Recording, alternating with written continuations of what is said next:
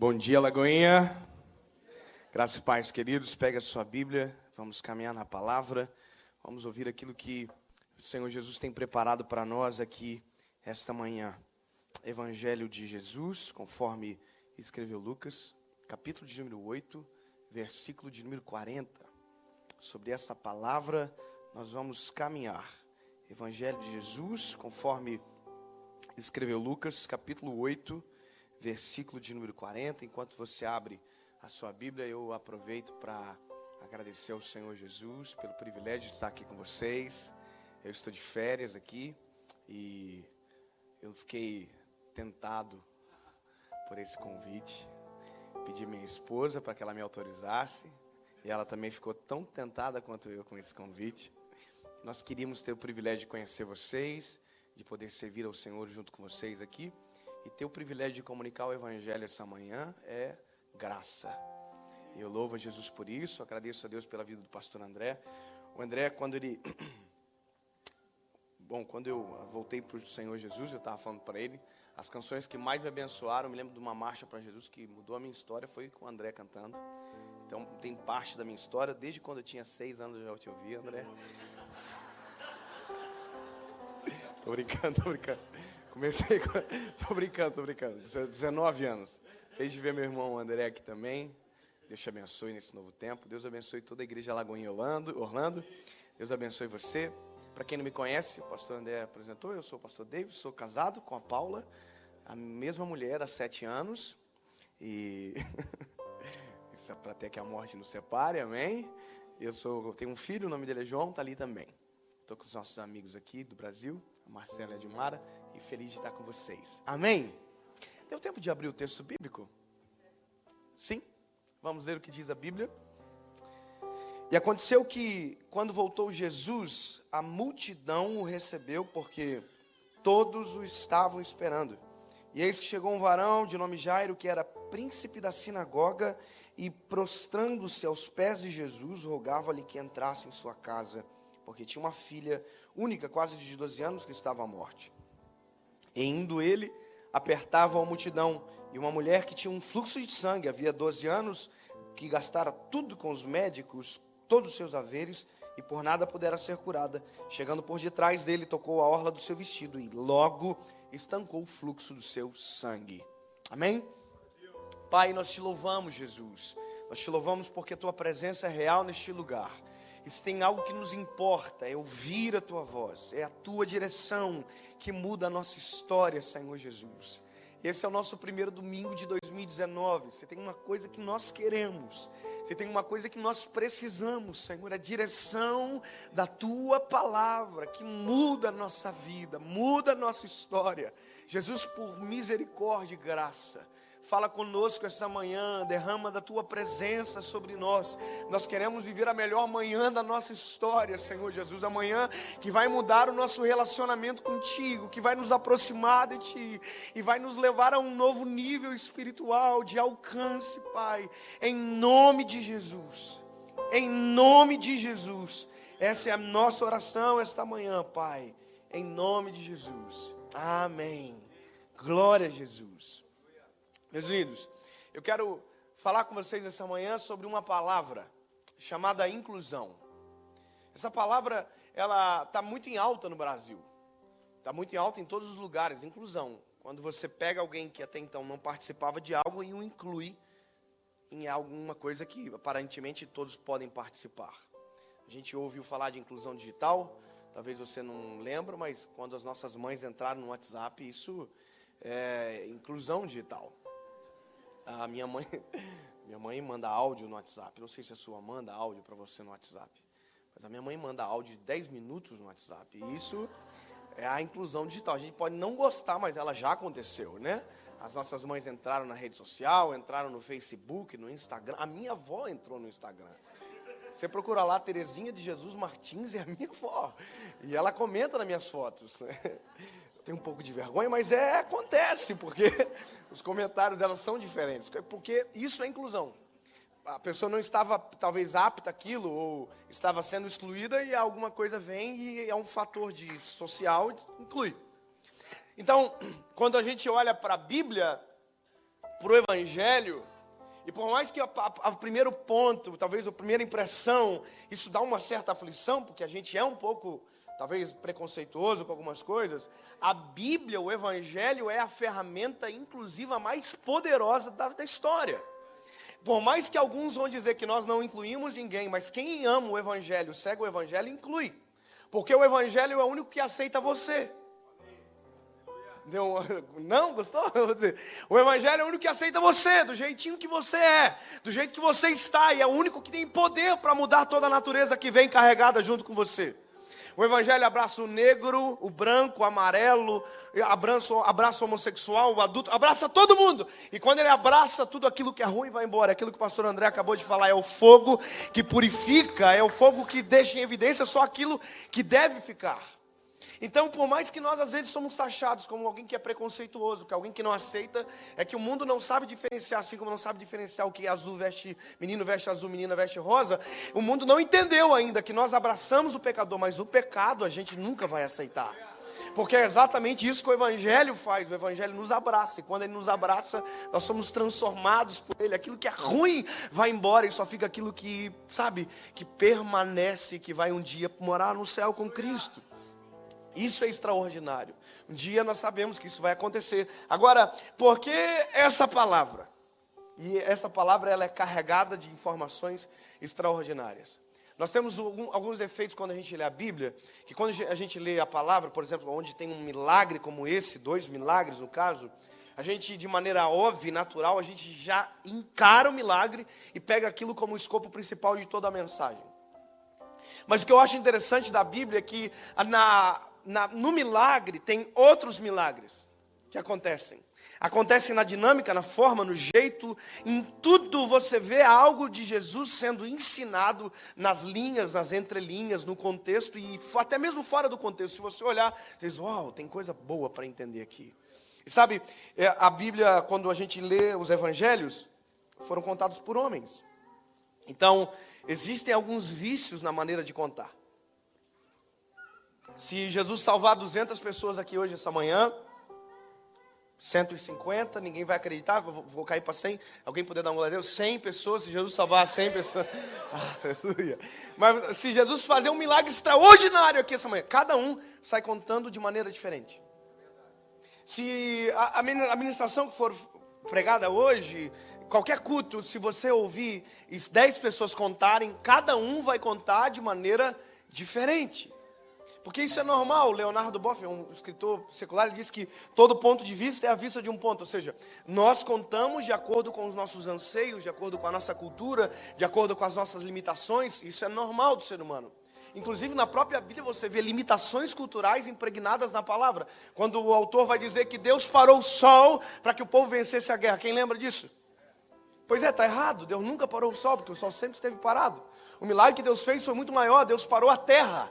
A terra gira 3.600 km por hora no seu próprio eixo. O que Deus fez foi parar a terra. Só que o homem viu o sol parar e disse, uau, Deus parou o sol. Mas não, o milagre de Deus era muito maior, ele só não sabia explicar.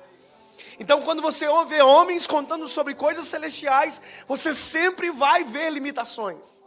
Sabe, Lucas está contando um milagre, então há limitação em Lucas. Eu quero que você entenda, nós não temos autoridade em endeusar os discípulos. O único que é Deus e digno de honra e glória aqui é Cristo. Só que agora quem está contando sobre Cristo é Lucas. Lucas é médico, provavelmente o fator social de Lucas é elevado, ele deve ser mais abastado do que os demais, ele só não é o mais velho, provavelmente o mais velho seja Pedro, não é o mais novo, porque talvez o mais novo deva ser João, mas veja, ele é o mais abastado da galera. E provavelmente a forma de ele analisar as coisas é diferente. E não é só provável como é explícito. Na palavra você vê que a forma de Lucas contar sobre algumas coisas é mais específica do que outras. Por exemplo, quando Lucas fala de enfermidade, tem mais detalhes na informação de Lucas do que na de João. Por exemplo, quando você vê Lucas contando sobre quando Pedro corta a orelha do servo do sumo sacerdote, você vai ver que Lucas é o único que dá o detalhe que o Senhor pegou a orelha e restaurou. Porque para ele aquilo chama a atenção, ele é médico, ele nunca viu aquilo acontecer, e de repente no Getsemane ele vê uma plástica que nem o Dr. Ray tinha capacidade para realizar. Ele pegou uma orelha despedaçada do chão, colocou e restituiu, não só a orelha, mas o sonho do servo do sumo sacerdote. Ele faz tudo com milagre só, isso é extraordinário. Só que a questão maluca aqui é o seguinte: Lucas está contando uma história que envolve classes. Envolve um pobre e envolve um rico. Então aqui começa a surgir detalhes que mostram que nós, seres humanos, por mais que queremos inclusão ou que queremos ser amáveis, nós acabamos, às vezes, dando valor para um, desprezando outros, até porque o nosso amor, ele é interesseiro. A nossa forma de amar, ela é interesseira. Você vai dizer, não, a minha não é. Oh, anjo. A gente só ama quem nos ama. Quem nos odeia, a gente detesta. Nós temos dificuldade de nos relacionar com quem a gente, a primeira impressão, às vezes não gosta. Irmão, eu não sei se acontece com você, mas comigo no Brasil tem gente que diz, gente, eu achei que você era um playboy. Quer dizer, falou mal de mim um mês, nem me conhecia. E fala, olha, eu não gostava de você. Que informação agregadora é essa? Não sei se alguém já fez isso com você. Se a pessoa diz, olha, eu quero te pedir perdão. A minha vontade é dizer, irmão, não precisa dizer por quê. Não, eu vou ter que te falar. Sabe, o Cacá quer se aliviar. Porque eu achava você uma cara de metida. Eu falei, meu Deus, eu nunca fiz nada. Por quê? Porque a gente é assim. A gente avalia as pessoas pelo que elas são. A gente avalia por aquilo que a gente pensa que elas são. A gente avalia por aquilo que elas nos apresentam. A gente avalia pelos cargos que elas detêm. Pelo dinheiro que elas carregam. Pelos diplomas colados na parede. E uns a gente valoriza, outros a gente menospreza. Quer ver uma coisa? Quando Lucas está contando a história, olha que legal. Lucas vai dizer, havia um homem, príncipe da sinagoga. Ninguém perguntou. Essa informação não muda a história. Não muda o milagre da filha, não muda, mas para Lucas é importante contar. Para Lucas é relevante. Olha, ele é o príncipe da sinagoga. Qual é o nome dele? É Jairo. Ninguém perguntou também. Mas para alguns, pessoas importantes têm nome. E é isso que eu quero que você ainda... Para Lucas, fica claro que um é mais importante do que o outro. Lucas vai dizer, olha, príncipe da sinagoga, e o nome dele é Jairo. Aí quando ele vai falar da mulher do fluxo de sangue, ele só vai dizer que é uma mulher. Ah, é uma mulher aí. Pobre. Perdeu tudo que tinha. Ele está dizendo, nem se for curado o dízimo do sacerdote, ela não tem. Obviamente há uma questão histórica que a gente não pode ignorar, que as mulheres não eram apreciadas. Você vê na Bíblia o nome de 4 mulheres apenas surgem. Isso é histórico, é temporal, faz parte daquele tempo. Só que veja, Lucas faz questão de dizer que ela é pobre, ela perdeu tudo que tinha. Só que isso não determina só o que Lucas pensa. Isso determina a reação das pessoas, que é determinado pelo pensamento comum. Quer ver uma coisa? Essa pobreza não está só no bolso da mulher. Está nela, está na cabeça dela. A riqueza de Jairo não está só no bolso dele. Está na cabeça dele. Então ele reage ao mundo de acordo com aquilo que está fazendo parte da história dele. Então isso é tão incrível que ele chega pela frente. Porque para ele sabe que ele tem direito. Ele é o príncipe da sinagoga, ele é importante. Agora, para a mulher, ela sabe que ela não é importante. Está na cabeça dela. Ela chega por trás, ela não interage com Jesus, ela toca na orla do manto e se esconde.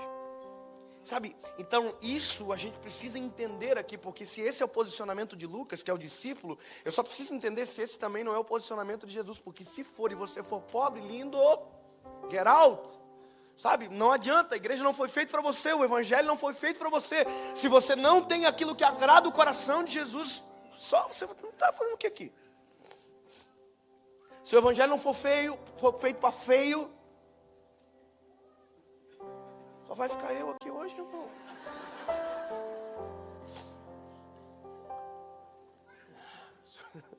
Para com os detalhes. O que eu acho interessante disso tudo é que a Bíblia, ela não para aqui. Ela segue. E o seguir da palavra, ela nos elimina as dúvidas. Por isso que eu acho maravilhoso a palavra. Ela gera pergunta e insere-nos na resposta. Por isso que eu sou apaixonado por Jesus. Quando eu olhei isso aqui, eu falei,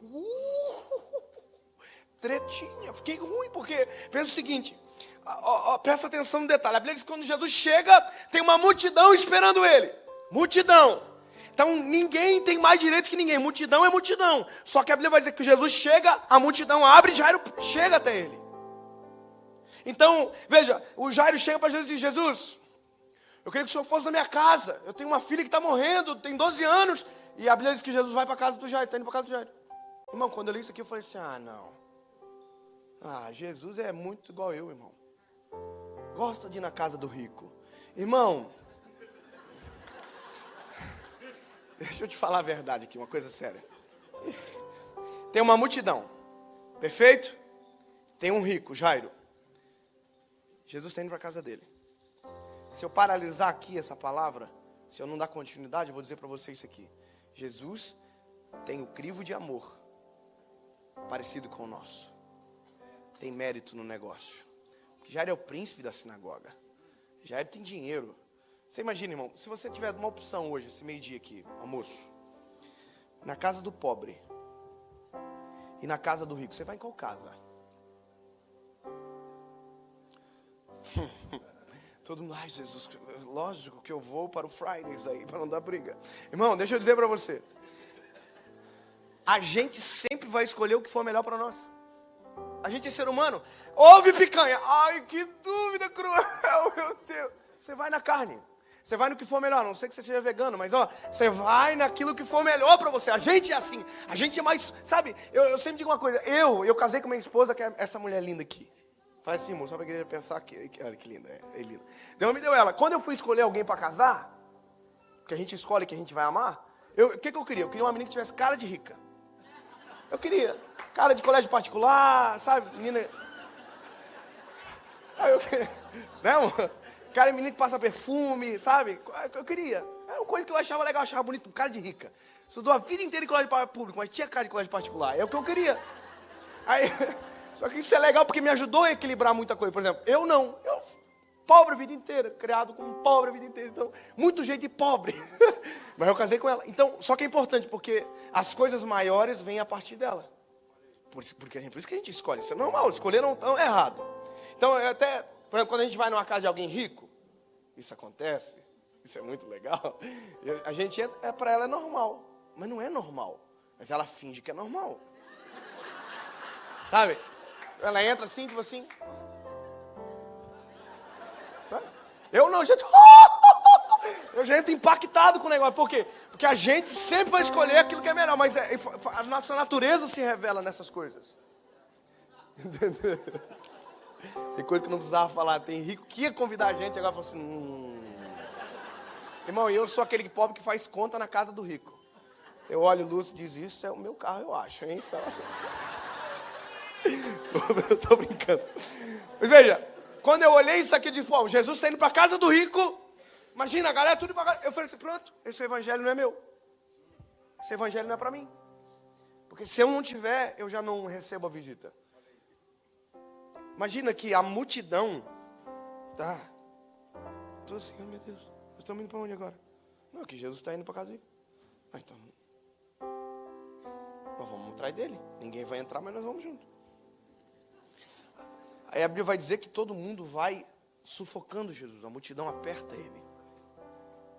E tem uma mulher que tem um fluxo de sangue, que vendo Jesus, diz com ela, Marcos dá esse detalhe, ela diz com ela, se eu tocar, apenas tocar, na orla do manto dele, eu sei que eu serei curada.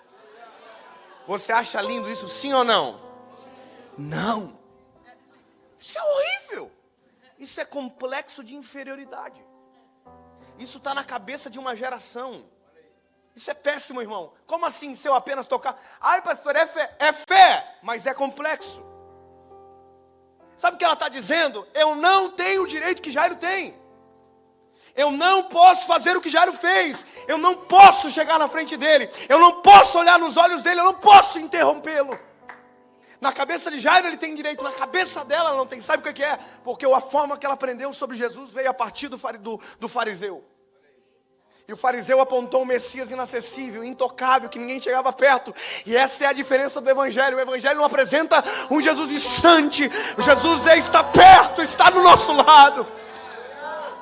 Então essa mulher ela é doente, irmão. Mas não é só doente físico, é doente emocional. A gravidade do que ela carrega é maior. Quem é a mulher aqui sabe, irmão. Eu não sabia o que era fluxo de sangue. Daí eu casei. É verdade, irmão. Deus me livrou. Um dia eu ia pregar essa mensagem, eu não sabia o que era o fluxo de sangue. Aí Deus tirou do meu coração e eu entendi depois. Muita coisa no começo da nossa fé é complicada, né? Uma vez eu ia pregar que o quarto homem da fornalha era Daniel. Eu confundi tudo. Mas eu me lembro que eu casei. Aí eu falei, opa, é isso então. Então é isso que essa mulher tem. Quem a mulher sabe o que é, né, irmão? Uma bomba dentro de um ser humano, né? Não morre, 5 dias sangrando, não morre e...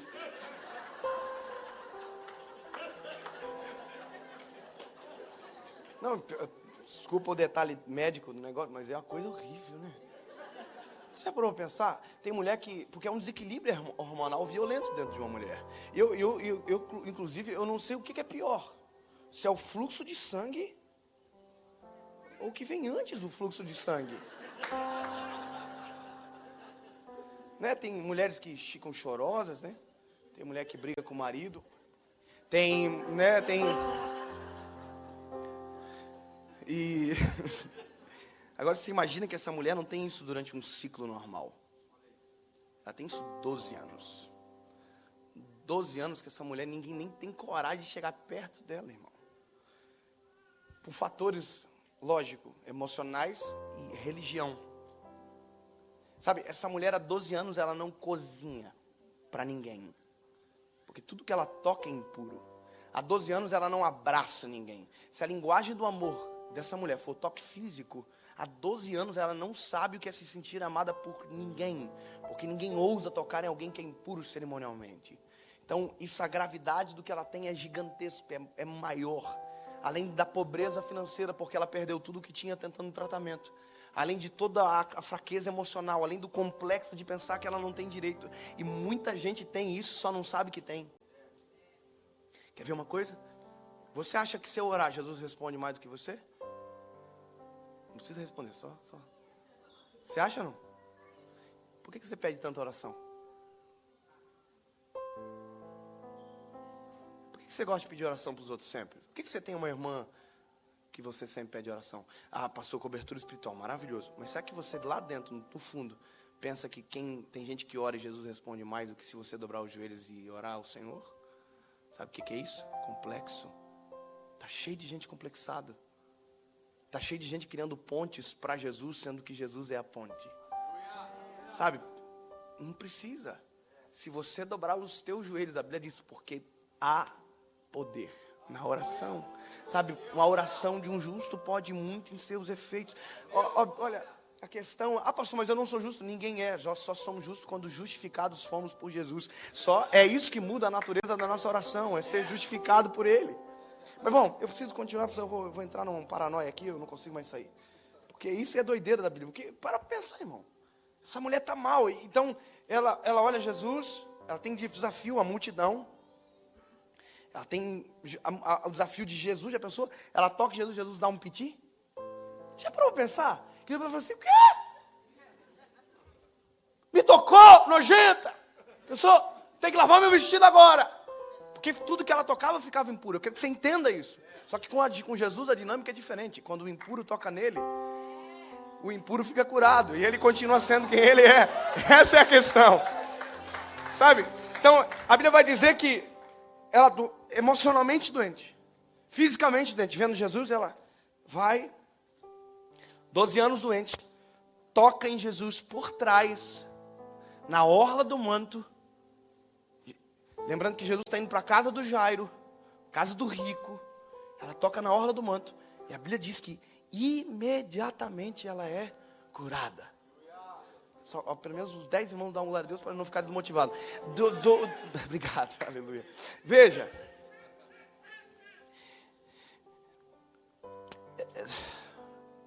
É normal celebrar, né? Irmão, se você fosse curado depois de 12 anos de um negócio desse, você dava um mortal para trás, um grito, irmão, eu ia fazer um escândalo violento. Imagina. Só que a Bíblia vai dizer que essa mulher, ela é curada e ela se esconde. Sabe o que é isso? Escute. É possível ser curado e permanecer doente. Não? Vou melhorar. É possível ser curado e permanecer com problemas em aberto dentro da nossa vida. Está cheio de pessoas que, porque se relacionam com toques envergonhados por trás, são curados de uma coisa, mas coisas abertas, fissuras da alma permanecem abertas e continuam enfermos a vida inteira. Mas eu já fui curado, mas fui curado de uma coisa, o processo foi inacabado, porque a hora que Jesus parou para resolver, você foi embora. A loucura do evangelho, sabe o que é? É que quando a pobre toca em Jesus, Jesus interrompe a visita. Jesus para. Tem pobre na casa, irmão. Se tivesse, tinha dado glória a Deus, mortal. Não, deixa quieto. Aqui é Orlando, eu sei que você é todo mundo rico. Mas vamos dizer que tivesse pobre aqui, irmão. Tinha gente voando na igreja agora. O mesmo Jesus que vai na casa do rico para resolver o problema do pobre. Tarde demais para você disfarçar. Já era, já foi. Então veja. Jesus para. Só que Jesus para, irmão. Jesus é... Oh, meu Deus. Jesus fala assim, olha, eu senti que alguém me tocou. Aí só que tem uma multidão sufocando Jesus. É por isso que eu gosto do Pedro. O Pedro é uma vida louca dos discípulos, irmão. O Pedro, parece que eu vejo o Pedro aqui, tipo assim, tipo assim, vou dar uma moral agora. Aí Jesus olhou para Jesus e disse, Jesus, sabe, tipo, let me tell you something. Como assim alguém te tocou? A multidão te aperta. Não era hora de Jesus dizer para Pedro assim, Pedro, cala a boca. Sabe? Só que Jesus está tratando Pedro, não Pedro dos evangelhos. Jesus já está tratando Pedro de Atos dos Apóstolos, capítulo 3. Ele já está vendo Pedro que vai ser o pescador de homens. Ele já está investindo em algo que ele sabe que vai dar certo. Jesus só investe em você porque sabe que vai dar certo. E é por isso que a forma que ele nos responde determina o nosso futuro. Se ele olha para Pedro e diz, Pedro, cala a boca. Ele podia quebrar o processo, mas ele olha para Pedro e diz, Pedro, eu senti que de mim saiu virtude. Alguém me tocou diferente. Parece que eu vejo que Pedro vai dizer, não entendeu nada, mas Jesus foi, sabe, irmão? Pedro era o mais ignorante do negócio, mas Pedro, virtude. Qual é a virtude dele? Eu não sei o que é, mas deixa quieto. Só que tem uma coisa acontecendo aqui, irmão. Jesus disse que alguém tocou e está todo mundo dizendo assim, não fui eu. Todo mundo negando, não fui eu. Irmão, não sei se sou eu que sou imaturo. Mas eu numa parada dessa, todo mundo negando que não tocou em Jesus, Pensou que oportunidade, mano, incrível. Todo mundo, não fui eu. Eu falei, Jesus, o que foi? Fui eu que toquei no senhor. Ele falou, não foi.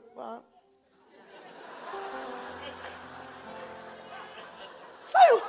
É que você não vê oportunidade, irmão. Pobre vê oportunidade nas coisas. Já pensou que oportunidade de ouro?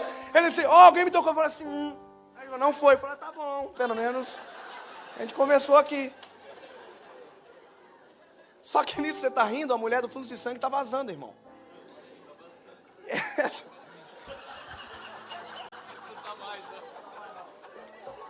Não é o vazando que você está pensando. Irmão, ficou ambíguo, né? Mas não era. Oh, Jesus, a cabeça dos irmãos de Orlando é perturbada. Vamos orar. Isso a Disney fez com vocês. Deixou você bobo assim. Escuta, aqui. A mulher está saindo, Jesus está parado. E a Bíblia diz que chega uma hora que a Bíblia fala assim, a mulher, percebendo que não podia passar desapercebida, se apresenta a Jesus, tremendo de medo. Sabe o que é isso? Está doente ainda. Ela não entendeu quem é Jesus, não entendeu o que é evangelho, não entendeu o que é graça, não entendeu absolutamente. Então ela está morrendo de medo, porque daquele que o curou ela. Só que presta atenção no detalhe. Ela está tremendo de medo, mas ela está onde? Já entendeu o detalhe ou não? Prostrada, na frente de? Não pegou? Ela está na mesma posição de Jairo. Na frente de Jesus. A única diferença é que para Jairo a multidão parou. Para ela Jesus parou a multidão. Eu vou dar uma melhorada, eu prometo. Escuta. Para ele, Jairo, parece que eu vejo o seguinte, irmão, multidão não dá direito para ninguém. Parece que quando eles veem Jairo, eles falam, é Jairo, príncipe da sinagoga. Lucas está apresentando, é Jairo. Então Jairo chega na frente. Agora para a mulher, Jesus, alguém me tocou. Então essa é a diferença. Tem gente que nós paramos, mas Jesus é o que verdadeiramente muda a história do homem. É Ele que faz. Então, isso é inclusão, mas ainda não ficou poderoso o negócio. Vai melhorar, prometo. Olha só. Jesus para, a mulher está aqui na frente dele. tremendo de medo. Uau! Deixa eu ver que horas tem, que eu só tenho mais 50 minutos para pregar.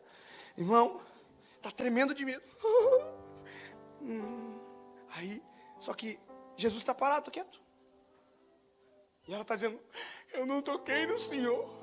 Eu toquei na orla do seu manto. Ela está dizendo, eu sei quem eu sou. Eu sei que eu não tenho direito. Eu sei que eu sou impura. Ela está dando um Baltimore, eu não toquei nele. Eu toquei na orla do manto dele. Porque a gente não tem medo de Jesus às vezes. A gente tem medo das pessoas que cercam Jesus. Como se as pessoas que cercam Jesus fossem às vezes a cópia exatamente dele. E às vezes não são. Infelizmente não são. Mas veja, por isso que você veio para cá, que é top. Mas olha, escuta. Estou dando uma propagandinha. Então, não sei se o senhor pegou. Mas olha. Aumentadinha, né? Irmão, Jesus está parado e ela está se justificando. Engraçado isso.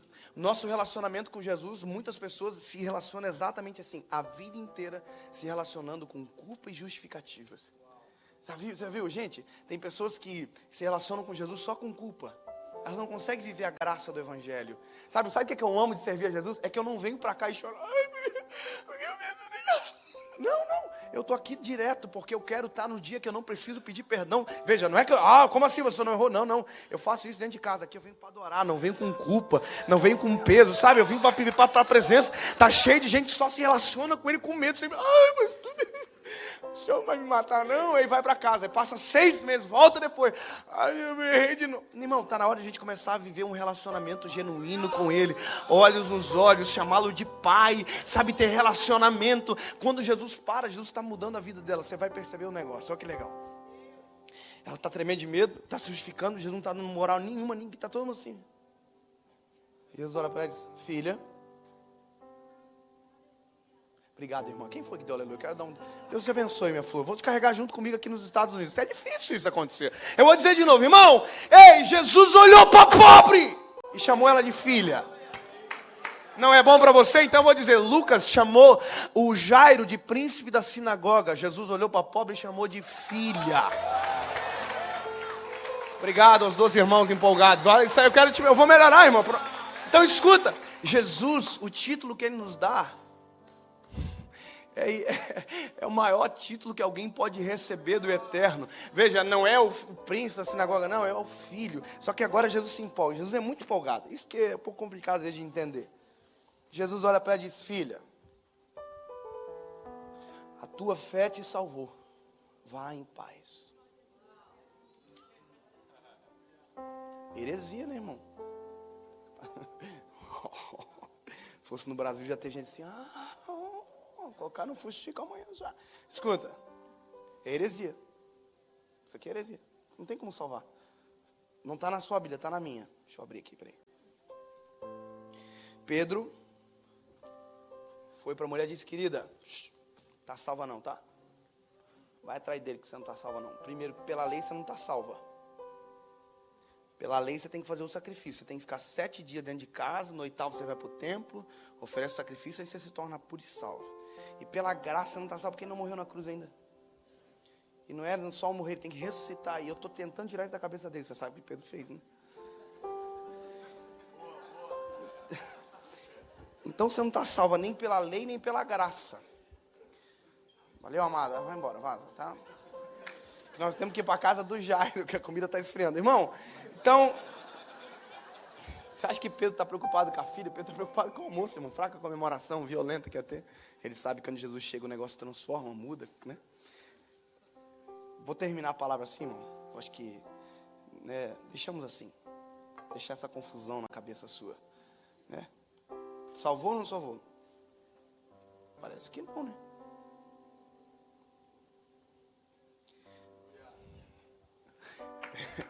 Jesus é absurdo, né, irmão? Por isso não tem como não apaixonar, amar o Evangelho. Sabe, tem coisa que eu e minha esposa, a gente aprendeu na faculdade que nos deu base para entender algumas coisas da Bíblia. Eu e minha esposa, a gente é formado em Direito. E tem coisas que a gente aprendeu lá, que quando eu olhei para esse texto, que até eu entender, até conectar o pensamento, eu falei, tá aqui. Quer ver uma coisa, irmão? Vou te explicar. Eu e minha esposa, a gente não pode ser sócio de empresa. Vou dar uma devagada, você já vai entender. Por que a gente não pode ser sócio? Porque a nossa constância de casamento é regime universal de bens. Então tudo que é meu é dela. Ela não pode ser sócia de algo que ela já é dona. Perfeito? Mas se a minha comunhão de casamento fosse separação total de bens, ela poderia ser minha sócia sem nenhum problema. Agora tem uma pessoa que não pode ser meu sócio em hipótese nenhuma. O João. Porque o João jamais vai poder ser sócio de algo que ele é dono. Calma. Estava dando sem dar glória a Deus até agora. Agora vai começar, agora eu dar um alto. Não, calma.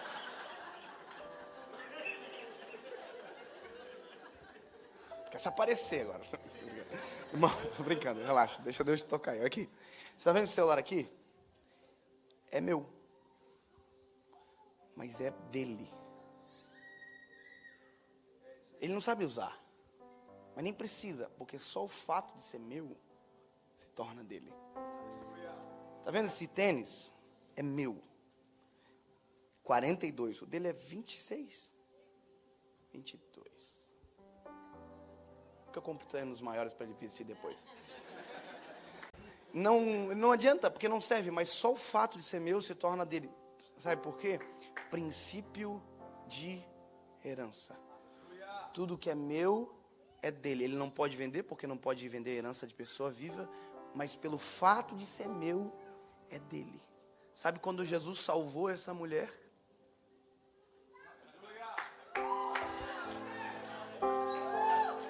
Quando Jesus olhou para ela e disse: filha. Aleluia. Sabe o que Jesus estava fazendo? Jesus estava curando o passado, estabelecendo o presente, resolvendo o futuro dela. É isso que dá quando nós paramos para Jesus mudar a nossa história. Ele sara o nosso passado, estabelece o nosso presente e resolve o nosso futuro. É só Ele que pode fazer isso. Quando Jesus disse filha, Ele está dizendo: o céu é meu, e porque é meu é seu. A salvação já está em mim, e porque já está em mim, e você, minha filha, já é sua. Por isso que Ele vai em paz. Vai em paz. Ei, a paz que a religião não pode te dar, a paz que ninguém te dá, eu te dou, filha. Vai em paz. Jesus fez porque é poderoso para fazer. Paternidade pública assumida. Ele disse: é minha filha. Ninguém pode tocar. É filha, só que tem um problema. Bom, acaba aqui, a mulher vai embora, salva, fazer o quê? Aí, Jesus está indo para a casa do Jairo. Jesus chega na casa do Jairo, as carpideiras estão tudo lá fora. Ela morreu. Vocês estão chorando o quê, gente? Que ela morreu. Aí Jesus diz: não. Morreu não, está só dormindo. Aí todo mundo começa a rir. Porque Jesus é estranho mesmo. Jesus é o único que chama pobre de filho, chama a morte de sono. Jesus é o único que muda o sentido das coisas verdadeiramente. Pode fazer isso. Aí, só que Jesus é tinhoso, irmão. Jesus entra no quarto, a menina está morta. Jesus sabe que ela está morta. Só que Jesus jamais vai dizer ressuscita se ele disse que ela estava dormindo. Jesus diz: levanta, acorda, menina. A menina acorda e dá comida para ela, que ela está dormindo muito tempo. Jesus resolve o problema do pobre, Jesus resolve o problema do rico, Jesus resolve o problema, na verdade, não é do pobre e do rico, Jesus resolve o problema do filho.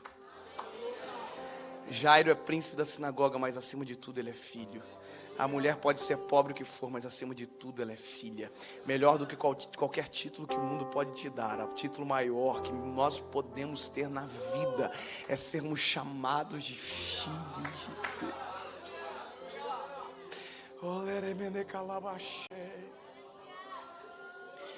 Eu preciso dizer para você uma coisa, para eu acabar isso aqui. Houve um dia que a paz desapareceu da casa da menina que ouviu de Jesus que ela estava salva. Porque o salvador dela morreu. E morte não era o pressuposto de Messias. Eternidade, sim. Então um dia a paz da casa dela desapareceu.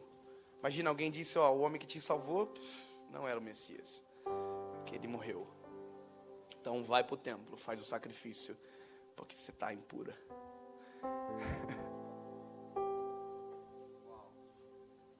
Eu estou criando, obviamente que isso não está na palavra, mas basta imaginar que a história segue na vida das pessoas, basta imaginar que o leproso tem uma história que segue, basta imaginar que a mulher do fluxo de sangue tem uma história que segue, que o cego tem uma história que segue, todo mundo tem uma história que segue, basta imaginar que você tem que ser lógico nas coisas. Por exemplo, o leproso foi curado, o único lugar que ele nunca vai voltar é para o leprosário, senão fica doente de novo. Então tem coisas que mudam a nossa vida e que tem que mudar a nossa postura. Aleluia. Imagina essa mulher 2 dias sem paz. Mas eu quero te dizer, meu lindo, que essa é a loucura do evangelho. No 3º dia, aquele que chamou ela de filha ressuscitou e a paz voltou para ela e nos deu o direito. Nos deu o direito. Sabe qual direito? Filhos, essa palavra não é só para eles, lindos. Não. É para mim e para você. Quando Jesus nos chamou de filho, Ele nos deu o direito de chamá-lo de papai. E olhar para o lado e dizer, irmão. Olha para o lado e dizer, irmão, nós vamos viver os melhores dias da nossa vida a partir dessa verdade. Você é filho, você pode chegar igual ele. Sabe qual é a maior loucura? É que quando a gente vira pai, a gente entende a loucura de Jesus. Só isso. Eu sou pai agora, eu olho para ele e digo, o Senhor é... Se eu sou assim, imagina você.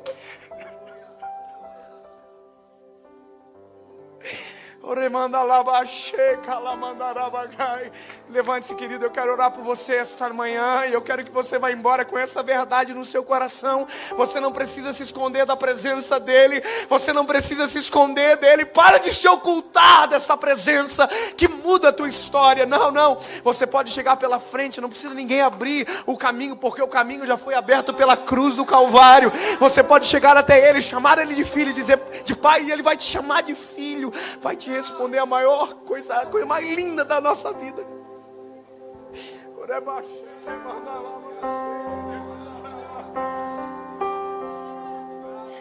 É ter essa consciência.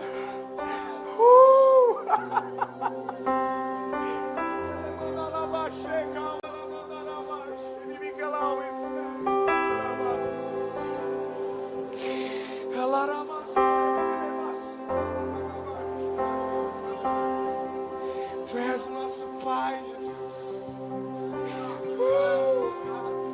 Eu quero fazer um convite essa manhã para você que precisa reacender o seu relacionamento com o Eterno. Que você que talvez perdeu o brilho no relacionamento, parou de viver intensamente aquilo que você sabe que é direito seu. Eu quero que você tome uma decisão essa manhã. Eu quero que você volte a exclamar essa palavra: Pai, Pai, eu estou aqui. Pai, eu quero sentir a Tua presença. Pai, eu quero viver essa coisa linda do Evangelho. Eu sou o seu filho. E é exatamente isso que muda a sua consciência. É exatamente isso que muda a sua realidade. Ei, quando eu estou aqui pregando, eu não me torno melhor do que você. Quando eu estou aqui cantando, eu não me torno melhor do que você. Porque não há filhos preferidos. Não, há filhos. Quem tem 1, 2, 3, 4 filhos sabe o que eu estou dizendo. Não tem prioridade, não tem preferência. É filho. Jesus olha para mim, Jesus olha para você, e é a mesma coisa. É filho, é filha. Mas pastor, você é pastor? Não. Para Ele eu sou filho. Para Ele eu posso ser pastor. Para você, para Ele eu sou filho. Não há. Se você precisa dessa oração, se você precisa que essa chama se reacenda em 2019, eu quero que você saia do seu lugar. Se você precisa de uma cura para a sua vida emocional, espiritual, eu quero que você saia do seu lugar. Eu quero que você venha até as presenças do Eterno. Aqui à frente, vem. Sai do seu lugar, vem para frente, filho. Você tem liberdade. Você tem liberdade na presença dEle. Você não é um estranho nesse lugar.